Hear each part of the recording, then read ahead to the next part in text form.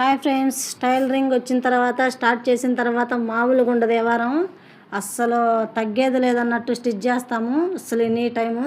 కాకపోతే ఏంటంటే నేను స్టిచ్ ఎనీ టైం నాకు ఉంటాయి.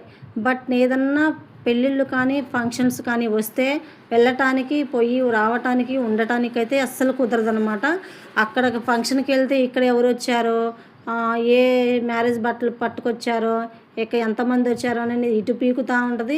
అక్కడ మ్యారేజ్లో సర్జిగా మనం మ్యారేజ్ చూసే అంత కూడా ఇది ఉండదన్నమాట. అలా ఉంటుంది. కాకపోతే నాదేంటంటే నేను వెళ్ళక ఒక ఫంక్షన్కి వెళ్దాము అని అనుకుంటాను.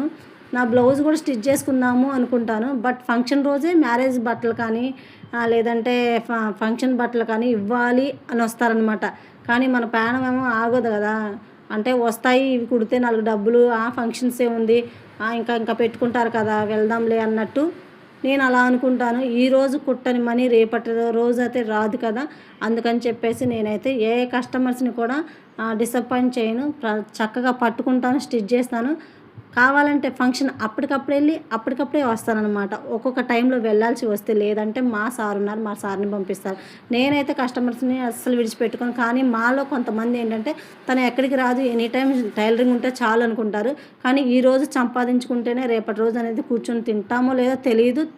కాకపోతే సంపాదన అనేది ఉండాలి కాబట్టి ఈరోజు రాని బట్టలు రేపు కూడా వస్తాయో లేదో తెలియదు. అలాంటప్పుడు ఏం చేయాలంటే మనం ఏ బట్టలైనా వదులుకోవద్దు, ఏ కస్టమర్స్నైనా డిసప్పాయింట్ చేయకూడదు అనమాట. ఎనీ టైం తీసుకోవాలి, స్టిచ్చింగ్ చేయాలి. మనం ఎప్పుడు బిజీగా ఉండటమే నాకైతే కావాల్సింది.